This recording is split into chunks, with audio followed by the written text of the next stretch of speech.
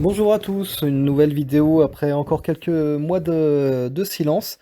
Mais bon, je pense qu'on a beaucoup de choses à digérer en ce moment et c'est mon cas également, hein. Le monde change très vite. Je pense qu'il faut savoir prendre des décisions pour être en accord avec soi-même avant toute chose et puis s'adapter par rapport à ce qu'on nous impose au jour d'aujourd'hui dans nos privations de liberté. Euh, petite vidéo ou petit audio très très court, euh, juste par rapport à ce qui se passe à l'heure actuelle au niveau des médias.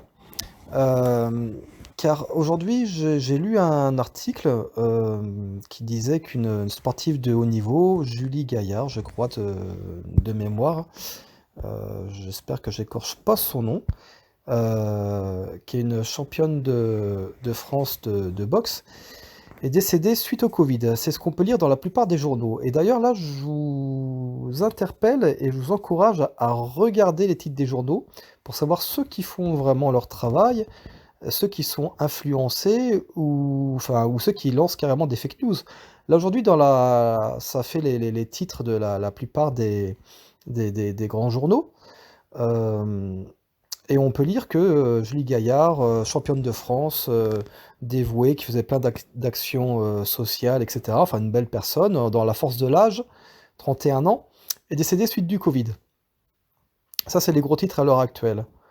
Or, en creusant, il semblerait, c'est même plus qu'il semblerait, que déjà, premièrement, donc tous les journaux qui annoncent ça, bah, méfiez-vous, c'est-à-dire il faut se méfier de des informations, il faut toujours vérifier les informations que l'on a, dans un sens ou dans l'autre, hein. Je dis pas qu'il faut dire amen à d'autres types d'informations, hein, loin de là.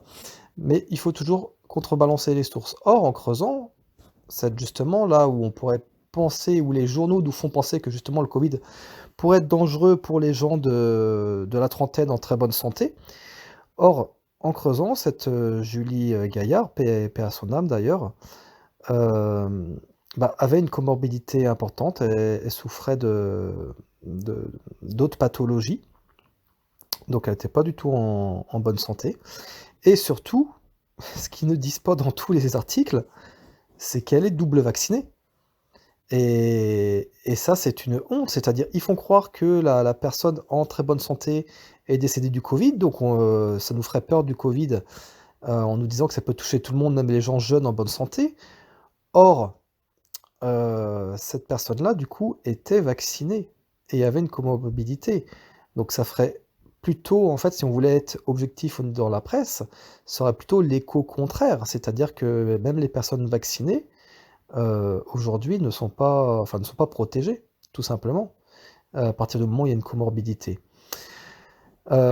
Contrairement à la dernière vidéo que j'avais faite d'ailleurs, c'était l'occasion de rebondir un petit peu sur la dernière vidéo que j'avais faite. J'avais dit qu'il y avait une quinzaine de jeunes de moins de 18 qui étaient décédés. Or, pareil, en comparant les sources, euh, ce nombre de personnes de moins de 18 ans, de mineurs qui sont décédés, en fait, pareil, apparemment tous ou quasiment tous avaient également des comorbidités. C'est-à-dire quand j'avais dit dans ma dernière vidéo que, il y avait très très très peu de jeunes touchés par le Covid, touchés de manière grave, hein, j'entends. Euh, et ben c'est encore pire que ce que je disais, parce qu'en fait c'est pas une quinzaine, c'est peut-être bien un, voire même zéro, qui sont décédés du Covid n'ayant pas de comorbidité, n'ayant pas de gros problèmes de santé. Donc c'est encore pire que ce que je disais. Et aussi depuis, parce que ma dernière vidéo datait du mois de juillet, je l'avais faite suite à l'allocution je sais plus, du 12 ou du 14 juillet, enfin je l'avais faite fin juillet. Moi de mon côté, j'ai deux personnes qui sont mortes du vaccin. C'est-à-dire personnellement, je ne connais pas de gens directement dans mon entourage qui sont décédés du Covid, j'en connais par connaissance, des personnes âgées. Par contre, j'ai deux personnes que je connais directement qui sont décédées du vaccin. J'explique.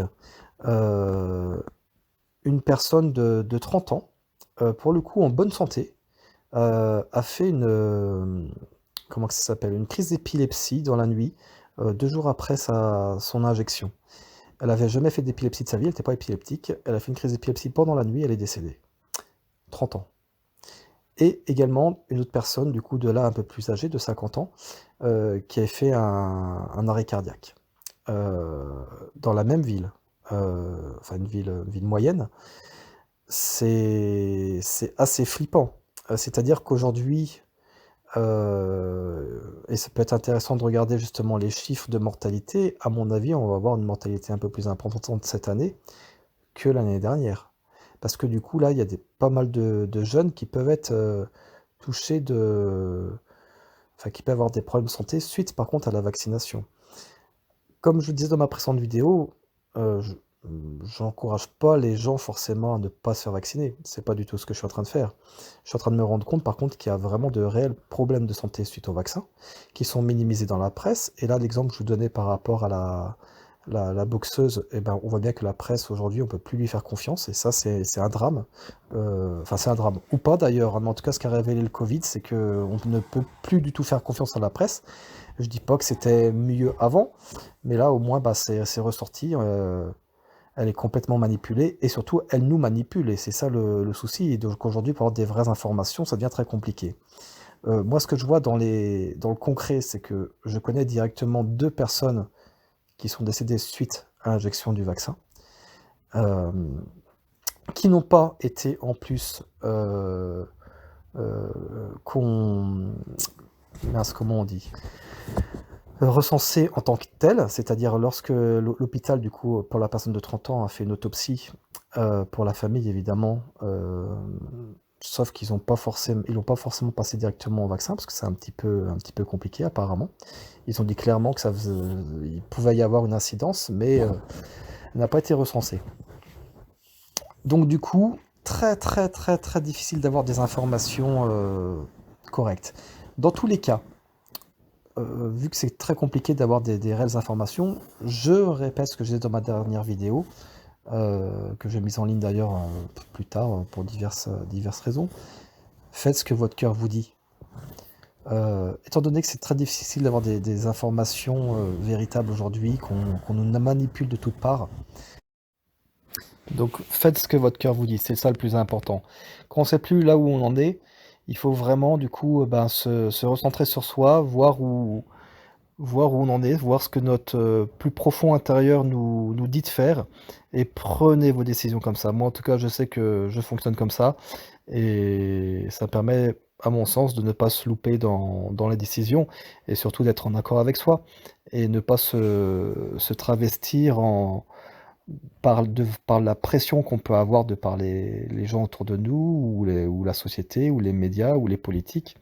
C'est pas à eux de décider là où est notre vie, il faut se réaliser soi-même, et pour ça, ben, voilà, dans ce cas-là, moi, personnellement, je fais un gros effort d'introspection, savoir, comment je ressens les choses, voir où ce que mon cœur me dit, et je prends mes décisions comme ça. Donc, encore une fois, comme je vous le disais, si comme je disais dans la précédente vidéo, si jamais vous voulez, vous pensez que pour vous rassurer, c'est important de se vacciner, 2 fois, 3 fois, 10 fois, 100 fois, peu importe, faites-le, et si jamais par contre vous sentez que ce vaccin, il y a un risque et que vous êtes pas en sécurité avec et que vous avez pas envie de vous faire vacciner, ben, ne le faites pas, et assumez vos actes et les conséquences, et comme on dit, portez vos couilles. Heu et voilà, je sais que c'est pas évident à l'heure actuelle parce que, ben, on a beaucoup de pression, heu, autour de nous, mais il faut savoir le faire, et puis si jamais, ben, la pression est trop grande, il faut savoir changer sa vie. Moi, vous avez compris, ceux qui suivent mes vidéos, j'ai changé de vie suite au Covid.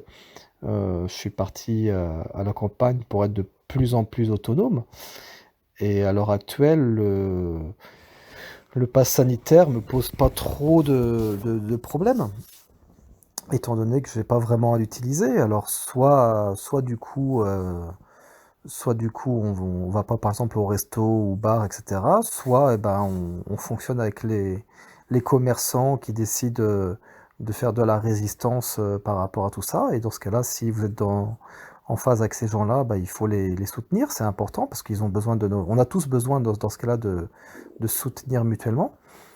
Et voilà. Mais en tout cas, il y a toujours des solutions. Au pire des cas, ben, il est aussi possible de tout quitter et changer de pays. Je dois vous avouer que je regarde un petit peu ce qui se passe à l'heure actuelle aussi, parce que là, j'ai l'impression, avec ce qui s'est passé en Autriche et dans d'autres pays, où ils parlent de confiner les non-vaccinés, si ça devait se produire en France, bah, soit vraiment j'ai des solutions et des plans B pour être vraiment autonome et que ça impacte pas ma vie. Sinon je me casse ailleurs. Et quelque part, de vivre un an ou deux, le temps que ça se tasse dans un autre pays, c'est aussi une belle expérience. Évidemment, ça peut être difficile pour certaines personnes, étant donné qu'on peut en avoir peur de changer tout. Mais moi, je peux vous dire qu'il est tout abandonné, que je suis parti dans un endroit sans repère, sans connaître qui que ce soit, etc. Je peux vous dire que depuis que j'ai écouté mon cœur justement et que j'ai changé de vie, mais je suis pleinement heureux parce que bah, l'endroit dans lequel je suis me correspond, je suis bien dedans. Les gens que j'ai rencontrés sont formidables. J'ai vraiment rencontré de très belles personnes et du coup, je me suis recréé une vie qui est en accord total avec moi-même et ça, c'est le top. Donc même si évidemment abandonner ce que l'on connaît peut être des fois très difficile, bah, il faut pas avoir peur et en général, on n'a que des belles choses qui nous attendent. Et si demain il faut que je reparte encore reconstruire ailleurs alors que je viens de recommencer là où je suis à l'heure actuelle, eh ben, je le ferai, tant pis, mais je sais que derrière il y a de belles choses qui m'attendent, des belles expériences. Et s'il faut s'expatrier un an, 2 ans, bah pareil, ce sera une belle expérience, riche, etc. Donc voilà, je peux que à vous encourager à faire ce que votre cœur vous dit. C'est ça qui peut nous rendre heureux et rien d'autre. Peu importe les pressions, tout ce qu'on peut avoir, de toute façon, le bonheur, il vient de vous et il vient pas de l'extérieur. Voilà, et ben, belle suite à tout le monde. Prenez les belles décisions et les bonnes décisions qui vous correspondent le mieux et prenez soin de vous. À bientôt, au revoir.